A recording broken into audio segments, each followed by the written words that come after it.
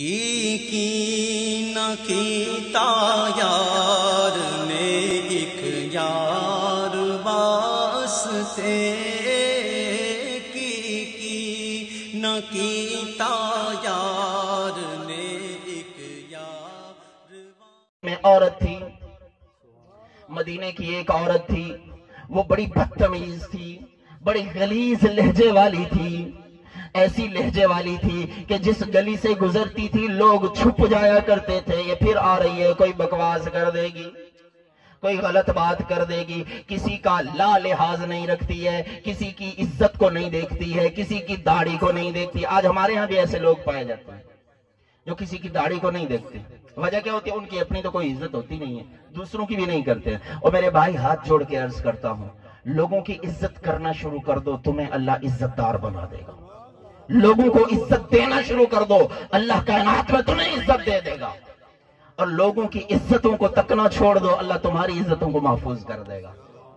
ہماری آنکھوں میں حیا نہیں رہا نا، ہماری آنکھوں میں حیا نہیں رہا، ہمارے نوجوانوں میں حیا نہیں رہا۔ اس کی وجہ کیا ہے؟ وجہ ہم نے خود اپنے گھروں میں رکھی ہوئی ہے، وہ جسے ہم ٹی وی کہتے ہیں، ٹیلی ویژن، یہ ہمارے گھروں میں بے حیائی پھیلا رہا ہے۔ اور آج تو ہر ہاتھ میں دے دیا گیا ہے اینڈرائیڈ، ہر ہاتھ میں دے دیا، سوشل میڈیا عام ہو گیا ہے، فری کر دیا ہے دشمنوں نے سوشل میڈیا فری کر دیا ہے، فیس بک چلاؤ، واٹس ایپ فری چلاؤ۔ وجہ کیا ہے؟ جتنے ان کو خراب کرنا ہے، ان کے اذہان کو، ان کے قلوب کو کرتے جاؤ۔ اور ہمارا بچہ گیم میں مصروف ہے اور سوشل میڈیا پر مصروف ہے، باپ کی بات سننے کا ٹائم نہیں ہے، ماں کی بات سننے کا ٹائم نہیں ہے۔ میرے بھائی ہاتھ جوڑ کے عرض کرتا ہوں، یہ سب کچھ یہیں رہ جائے گا۔ قبر میں جب جائیں گے نا، قبر میں تو اعمال ساتھ جائیں گے۔ آج نماز پڑھنے کا ٹائم نہیں ہوتا نا، دکان میں یہ دیکھتا ہوں، ہمارے آپ کے ہاں کماد ہوتے ہیں، کماد گنے ہوتے ہیں، فجر کی نماز پڑھنے کا جن لوگوں کے پاس ٹائم نہیں ہوتا نا، وہ کماد چھلنے کے لیے، آگا بڑھانے کے لیے وہ پہلے پہنچے ہوتے ہیں، ہے نا؟ وجہ کیا ہے؟ دنیا کی حیثیت اتنی آ گئی ہے۔ اور میرے بھائیوں، آج لوگ کہتے پھرتے ہیں ہمارے بیٹے ہماری بات نہیں مانتے، ہماری بیٹیاں ہماری بات نہیں مانتی ہیں، کوئی کسی کی سننے کو تیار نہیں ہے۔ اور اللہ کے بندو، تم خالق کائنات کے رب لم یزل کے نافرمان بنے پھرتے ہو، اور تم کہتے ہو تمہاری اولادیں تمہاری فرما بردار ہو جائیں گی۔ اگر اولادوں کو فرما بردار بنانا ہے، رب العالمین کے فرما بردار بن جاؤ۔ اگر تم اللہ کے فرما بردار بن جاؤ گے، کائنات کا رب پوری کائنات کو تمہارا غلام بنا دے گا۔ تمہاری بیویاں بھی کہنا مانیں گی، تمہاری اولادیں بھی کہنا مانیں گی، تمہیں کسی کا دکھ نہیں ہوگا، کسی کا غم نہیں ہوگا۔ پھر ہاتھ پہ، دل پر ہاتھ رکھے جو ہے نا، اس کا موت کا انتظار نہیں کر رہے ہوگے، بلکہ کلمہ پڑھتے ہوئے عزت کے ساتھ اس جہان سے روانہ ہو رہے ہوگے۔ تو وہ عورت تھی مدینے کی، بڑی بد لحاظ تھی، کسی کو کچھ بھی بول دیتی تھی۔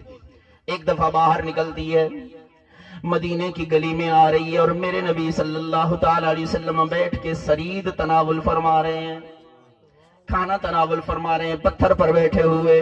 اور اس عورت نے، بد لحاظ عورت نے، میرے نبی صلی اللہ تعالی علیہ وسلم سے مخاطب ہو کر کہا، ایسے بیٹھا ہے جیسے غلام بیٹھ کے کھانا کھاتے ہیں۔ اس دور میں غلام اور آزاد دو قسم کے لوگ ہوتے تھے۔ ایک غلام ہوتے تھے جو بیچے جاتے تھے جانوروں کی طرح، ان کی منڈیاں لگتی تھی، انسان بیچے جاتے تھے۔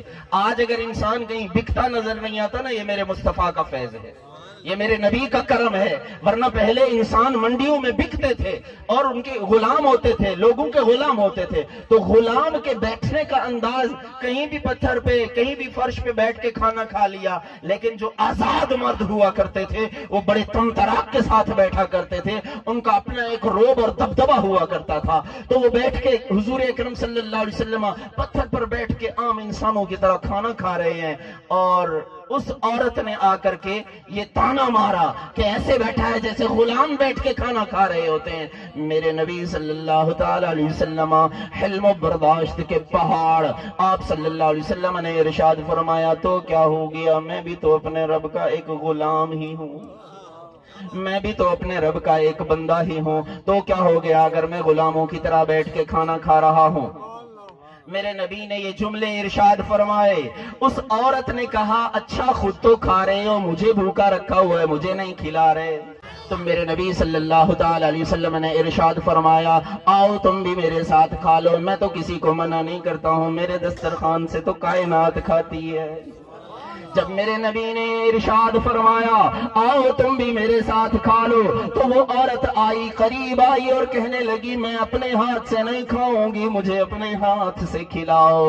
جب میرے نبی نے اپنے ہاتھ سے لقمہ اٹھا کے دیا تو اس نے کہا نہیں نہیں یہ والا نہیں، وہ جو منہ میں لیا ہوا ہے مجھے وہ کھلاؤ۔ میرے نبی نے اپنے مبارک منہ سے وہ لقمہ نکال کے اسے دیا، جیسے ہی وہ لقمہ اس نے کھایا اندر کا سارا گند صاف ہو گیا اور نور نالا نور ہو گیا، اور اس کے اندر کی کیفیت بدل گئی۔ میں نے ایک جملہ بولا تھا میرے نبی وہ ہیں جو برے کرداروں کو بھی پاک کرداروں میں بدل دینے والے ہیں۔ میرے نبی کے لعاب دہن لگا والا وہ لقمہ جیسے ہی اس عورت کے اندر گیا، اس کی ساری بے شرمی حیا میں بدل گئی، اس کی جو زبان بد دماغ زبان تھی، دراز زبان تھی، وہ با حیا زبان ہو گئی۔ پھر وہ مدینے کی گلیوں میں کسی کو نظر نہیں آتی تھی، اگر نظر آتی تھی تو نظریں جھکائے ہوتی تھی، زبان پر تالے لگائے ہوتی تھی۔